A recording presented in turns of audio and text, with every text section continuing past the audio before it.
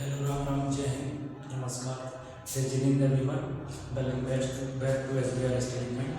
Myself Rajiv Kumar Prajapati, and today in this video we will discuss about a very most important topic.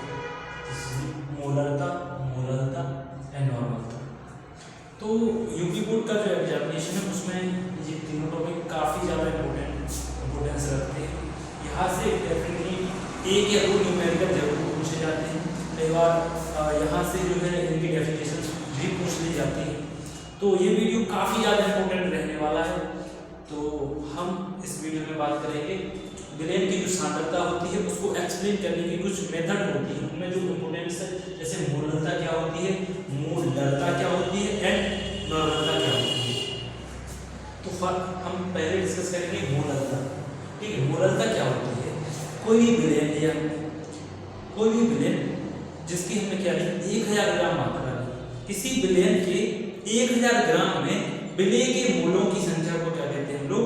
मोलरता कहते हैं. तो नाम ही से clear होगा क्या? मोलरता. तो इसमें किसकी बात की जा रही है? मोलरता. ठीक है, इसमें किसकी बात हो जा रही है? मोल. मतलब मोल जो है, मोल कितने में? 1000 ग्राम. किसी विलेन के 1000 ग्राम में उपस्थित विलेय के जो मोल होते हैं उसे क्या कहते हैं? हम लोग उसकी मोलरता कहते हैं. अब मोल क्या होते हैं? तो मोल जो होते हैं वो कोई भी हम लोगों ने क्या निकाला? विलेय. कोई भी विलेय पदार्थ है तो उसका जो विलेय का द्रव्यमान होगा या फिर ग्राम में मात्रा, उसे हम लोग विलेय के जो अनुभाग है उससे डिवाइड कर देंगे तो वो क्या निकल आएंगे? विलेय के मोलों की संख्या.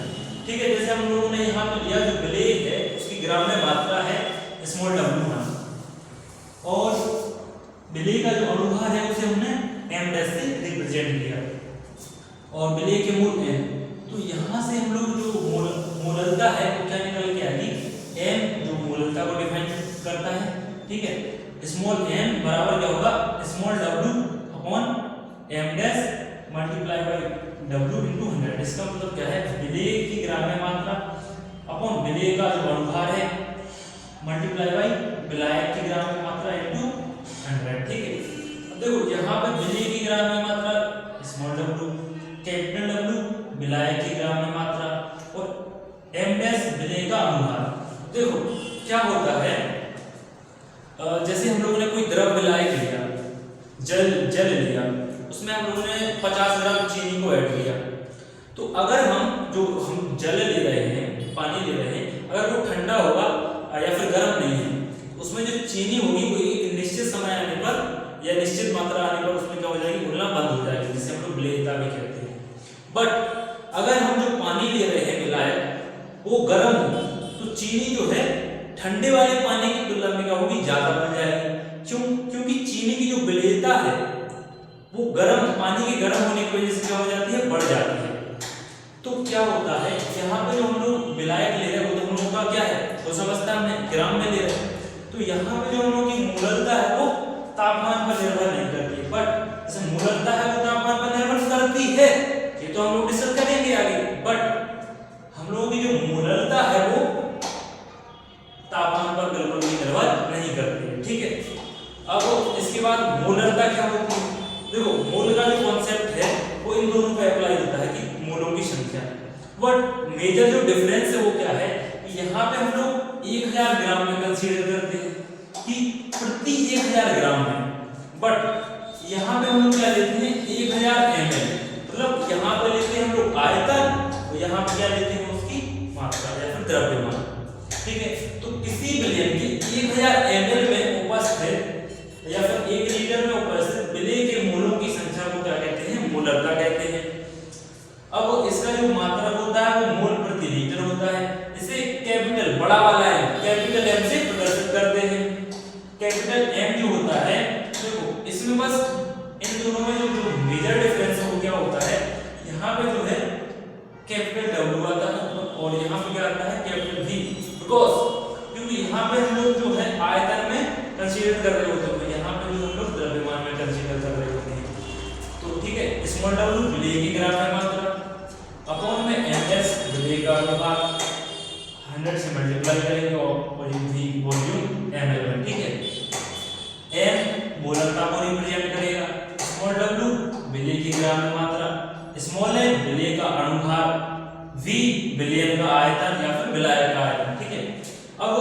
मोलरता तापमान पर निर्भर करती है। देखो अभी हमने वो एग्जांपल दिया जो पानी वाला, अगर हम लोग विलायक को द्रव में ले रहे तो कुछ द्रव रहते हैं ऐसे जिनकी जो है तापमान बढ़ाने पर उनमें जो कोई भी विलेय पदार्थ रहता है उसकी जो है विलेयता बढ़ जाती है, बट कुछ ऐसे भी रहते हैं जिनकी तापमान बढ़ाने पर विलेयता जो है घट जाती है। जैसे कास्टिक सोडा होता है, अगर कास्टिक सोडा को हम लोग किसी द्रव में घोल रहे हैं और उसका हम लोग तापमान बढ़ाएंगे तो उसकी जो विलेयता है वो कम हो जाती है, क्योंकि यहाँ पे ध्रुवीय और अध्रुवीय विलायकों का कॉन्सेप्ट आ जाता है जो कि हम लोग बाद में डिस्कस करेंगे। अब देखिए इसके बाद है नॉर्मलता। नॉर्मलता में क्या होता है, यहाँ पे जो है हम लोग ग्राम तुल्यांकों को कंसीडर करते हैं। ग्राम तुल्यांक देखो किसी विलयन के 1 लीटर में उपस्थित ग्राम तुल्यांकों की संख्या क्या कहलाती है, उसकी नॉर्मलता कहलाती है। अभी ग्राम तुल्यांक क्या है, देखो ग्राम तुल्यांक होते हैं, देखो अगर जो विलेय ले रहे हैं वो कुछ ना कुछ तो होगा, मतलब कहने का तात्पर्य यह है कि या तो वो अम्ल होगा या क्षार होगा या लवण होगा, कुछ ना कुछ तो रहेगा। जैसे हमने NaCl लिया, NaCl एक लवण है, अगर उसकी हमें मोलरता निकालनी है तो वो उसका अलग से निकालेंगे। अगर हमने एथेनोइक अम्ल लिया तो वो अम्ल की श्रेणी में आ जाएगा, कास्टिक सोडा लिया तो वो क्षार की श्रेणी में आ जाएगा। ठीक है, तो इस प्रकार से हम लोग जो ग्राम तुल्यांक है वो उस पर डिपेंड करता है कि हम लोगों ने विलेय लिया, विलेय जो लिया है वो अम्ल है कि क्षार है या फिर लवण है। देखो अम्ल और क्षार के लिए क्या होता है ग्राम तुल्यांकों का फॉर्मूला, देखो अम्ल और क्षार का अनुभार, जो भी विलेय दिया गया है उसका अनुभार अम्ल की क्षारकता और क्षार की अम्लता।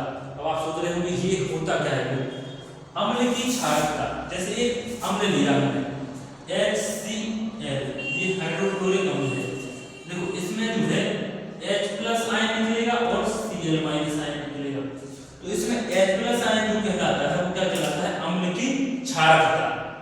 और अगर हमने कोई क्षार लिया NaOH, इसमें क्या निकलेगा Na+ प्लस के OH-, तो OH जो माइनस निकल रहा है वो इस क्षार की क्या कहलाएगी, अम्लता। इस पे जितना अधिकतम आयन रहेगा उसे हम लोग डिवाइड कर देंगे, हम लोगों की ग्राम तुल्यांक निकल आएंगे। देखो अब क्या होता है, एक समीकरण होता है तरुता समीकरण। मान के चलो हमने एक सॉल्यूशन लिया, एक बीकर लिया, उसमें हम लोगों ने 100 ml पानी ऐड किया, फिर उसके बाद हमने 50 ग्राम उसमें चीनी डाली। अब उस विलेय में हम लोगों ने मोलरता निकाल ली, ठीक है। अब हमने क्या किया, उसमें और पानी ऐड कर दिया, तो पानी और ऐड करने से क्या होगा, उस विलेय का जो आयतन है वो बढ़ जाएगा। आयतन क्या हो जाएगा, नया, जैसे V1 था पहले, अब V2 आयतन बढ़ गया। अब आयतन चेंज होगा तो मोलरता भी चेंज होगी। तो जो पहली वाली मोलरता और पहले वाला विलेय, उन दोनों का जो गुणनफल था वो बाद में आए हुए जो विलेय है उसकी आयतन और मोलरता के गुणनफल के बराबर होता है। यही क्या कहलाता है, हम लोगों का तरुता समीकरण। और यहाँ से हम लोग कुछ न्यूमेरिकल्स भी आते हैं, इसके बहुत इंपॉर्टेंस रहते हैं। M1V1 बराबर M2V2, ये तो हो गई इनकी डेफिनेशन। देखो कुछ 1-2 टर्म्स और हैं, इसे हम समझाएंगे। पहले लीजिए इसका स्क्रीनशॉट, इसके नोट्स जरूर बना लेना, क्योंकि जब तक आपके पास नोट्स नहीं रहेंगे, एट द लास्ट जब एग्जामिनेशन आएंगे तो आप रिवीजन करने में काफी असफल रहेंगे, आप इधर उधर भटक रहे होंगे। तो इसकी नोट्स जरूर बना लेना, इसका स्क्रीनशॉट लीजिए जल्दी आप लोग पहले तो आई थिंक स्क्रीनशॉट ले लिया होगा। और अब हम बात कर रहे हैं, देखो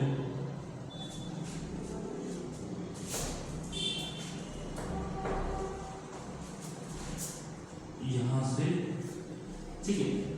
अब क्या होता है, जैसे इसको हम लोग क्या बोलते थे, मोलरता। अगर m का जो मान है, m का मान 1 है, तो हमारा जो विलेयन क्या विलेयन है, विलेयन इस साइड लिखेंगे मोलरता, ठीक है। अगर आपको मोलरता दे दी जाए कि m की वैल्यू 1 है, तो इस ये विलेयन क्या कहलाएगा, तो इस विलेयन को बोलते हैं हम लोग मोलल विलेयन, मोलल विलेयन, ठीक है। अगर m का जो मान है वो 1/2 हो जाए, इसको बोलते हैं सेमी मोलल। सेमी का मतलब होता है आधा। जैसे आप लोगों ने कभी पढ़ा होगा मैथ में, जैसे हम हम लोग सर्कल होता है उसका अर्धवृत्त होता है तो उसे बोलते हैं सेमी सर्कल। स्फीयर होता है तो अर्धगोला को क्या बोलते हैं सर? Semi sphere. ठीक है, तो सेमी मोलर विलयन, ये क्या हो जाएगा? सेमी मोलर विलयन। अगर m है उसे हम लोगों ने 1/10 कर दिया तो इसको बोलते हैं डेसीमोलर। काफी इंपोर्टेंट है ये, डेसीमोलर विलयन। ठीक है, अगर m है इसी को हमने 1/100 कर दिया, इसको बोलते हैं सेंटी। तो सेंटी का जो जनरल मतलब होता है 10⁻²। इसको ऊपर लेके जाएंगे तो 10⁻² बन जाएगा। इसको क्या बोलते हैं? सेंटीमोलर विलयन। सेंटीमोलर विलयन। अगर m का जो मान है 1/1000 कर दिया तो इसको बोलते हैं मिलीमोलर। मिलीमोलर विलयन। ठीक है, और सेम यहाँ पे भी रहेगा। ठीक है, अगर मोलरता कैपिटल M है वो 1 है तो इसे हम क्या कहते हैं? मोलर विलयन।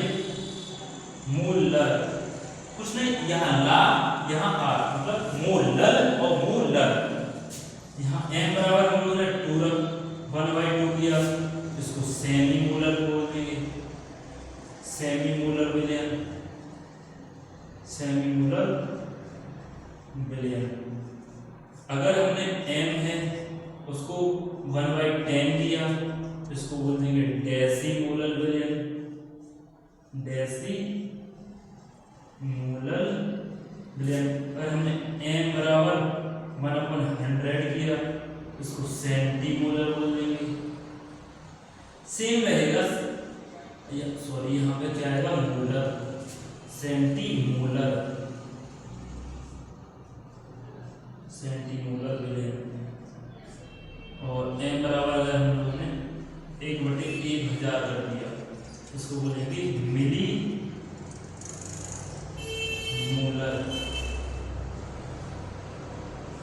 मिलीमोलर विलयन। ठीक है, अब सेम इसमें भी रहेगा। अगर n बराबर अगर हमने 1 किया तो इसे बोल देंगे नॉर्मल विलयन।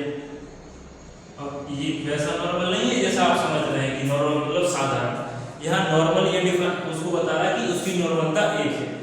ठीक है, अगर कोई आप लोगों से पूछता है कि आप मोलरता और मोलरता में डिफरेंस बताइए तो आप क्या कह सकते हैं कि सर जो मोलरता है उसे हम ग्राम में कंसीडर करते हैं, या फिर मोलरता होती है प्रति 1000 ग्राम में मापी जाती है, और मोलरता होती है वो प्रति 1000 ml या फिर प्रति 1 लीटर में मापी जाती है।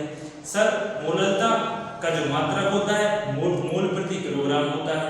सर मोलरता का जो मात्रक होता है मोल प्रति लीटर होता है। ठीक है, तो इस प्रकार से आप बता सकते हैं।